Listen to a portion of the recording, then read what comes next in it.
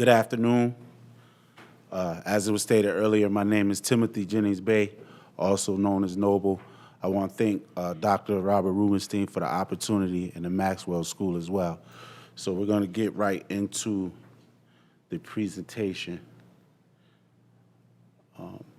Introduction to the street addiction theory, which is a theory that I created that show the streets have an addictive nature, just like cocaine, alcohol, and gambling. Individuals or families who are raised in these environments are in need of a rehabilitation process. Neighborhood violence and education, what we'll get to, trauma, post-traumatic stress disorder, and viable solutions in conclusion. I'm just going to skip around, but this is a visual, which you can clearly see with AK-47 bullets and crayons. So I'm gonna go here first. The poverty of vocabulary should be discussed with the same passion as child hunger. Now, the reason that this is important when you talk about the poverty of vocabulary as it relates to the trauma and the violence that's going on in the community is that children, let me go to the next slide. By age 5, children who live in poverty are exposed to 30 million words less than children who live in middle class to upper class families. This is why this is important and dangerous at the same time.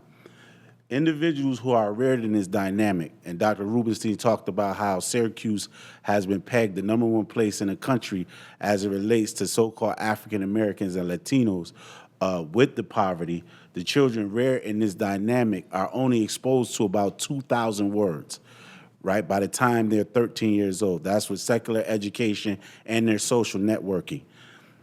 Once you add in Facebook and Twitter and all of those things, the shorthand conversations that take place, that vocabulary could drop very fast from 2,000 words to 75 to 150 words.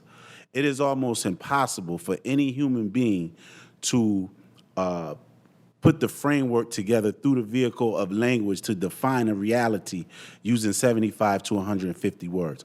So what tends to happen in this dynamic, you see people start to operate from their reptilian brain, that small part of the brain from the spinal cord to the brain, which moves individuals into trance or altered states of consciousness. So I know if you're familiar with any nature shows or if you've been to the zoo in your life, you don't see people tell alligators to roll over or crocodiles to sit. They don't respond to language in that way. Saying all that to say people reared in this process don't respond to language in that way. It's hard to get them to move because of this. This is just an article that we put together, the Trauma Response Team of Community Intervention for Gang Violence. This is another theory that we created called trauma mapping. Now, this trauma mapping with our work with the Syracuse Police Department, Chief Fowler, he was gracious enough to give us information from the Crime Analysis Center. All of the dots that you see on this map in the city of Syracuse are gunshots. So this is a gunshot map. So as you can see, the number of gunshots in, north side, south side, east side, west side, what have you. These are all the gunshots. Now, Syracuse City School District had a problem with the suspension rates when the federal government had to come in to see if the children's civil rights were being violated because of the suspension rates.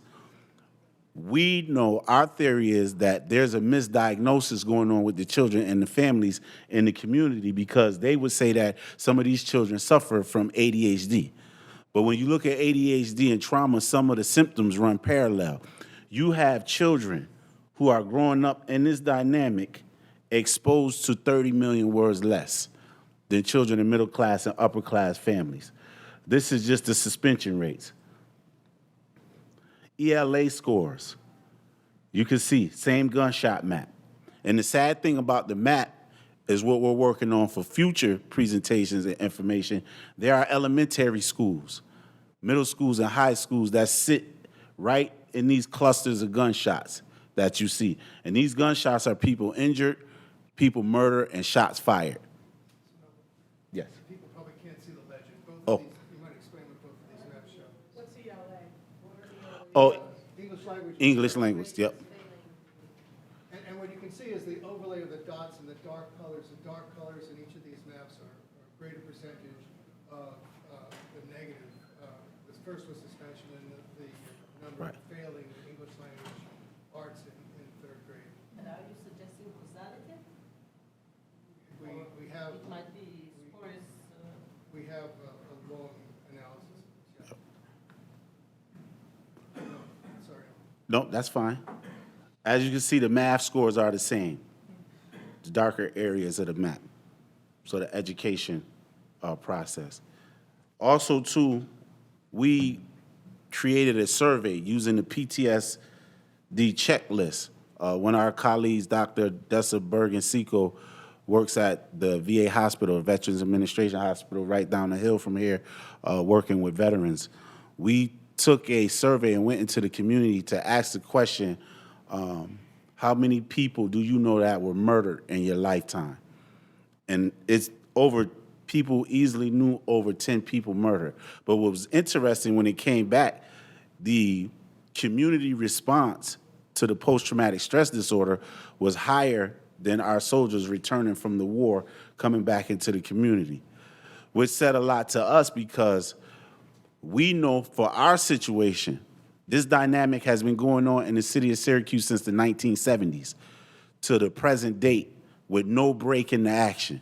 So for us, it's not post-traumatic stress disorder because post would indicate that it stopped. With us, it's ongoing and co-occurring. There's no break in the action. As you can see what Dr. Rubenstein talked about, our collaboration here, one side is the community, the Street Addiction Institute, and then Syracuse University. Now, what's also important about, I want to go back to the map, to one of the maps, it doesn't matter. What's also important to know about this, since 1996, there's been over 370 murders in the city of Syracuse in an 8 to 10 block radius. And that 8 to 10 block radius, they say for one person murder, it affects 6 people in the immediate household. Once you get in the family and that starts to spiral out, you can see the canopy and the level of trauma that people have to live under in these conditions. More importantly, to date, there's been no physical buildings or any opportunities put in place for people to be debriefed from all of this. So naturally, the level of loss that families experience in the community, you're gonna see behaviors. They're gonna start to act out in other ways, which we see and we deal with on a daily basis. The trauma work that we do, just to end out, is my phone and other team members' phone are hooked to the 911 center here in Onondaga County. If something happens in the community, we'll get a call, it'll say shots fired. So we go work right in the middle of this dynamic. The disheartening thing is sometimes we'll get to the crime scene before the police. So 85 to 90% of the young people that we deal with from the age of 5 until their teenage years, we can find them behind the yellow tape at one of these crime scenes, riddled with bullets, stabbed to death, the whole gamut. So needless to say, I have witnessed the worst that this city has to offer on this level. That's the first level of the trauma response. The second level is right down the hill. We respond to Upstate Medical Center to act as a liaison between hospital staff and people in the community in this dynamic. We were cursed here in the city in the sense that the pediatric center was hooked to the emergency room exit, so people would show up with sick children jumping out of their cars and taxis, walking into this dynamic, which they have no idea about what's going on. And then the third level of this process is the follow-up process, trying to plug families and individuals into the necessary resources that they need after they experience a loss. So thank you.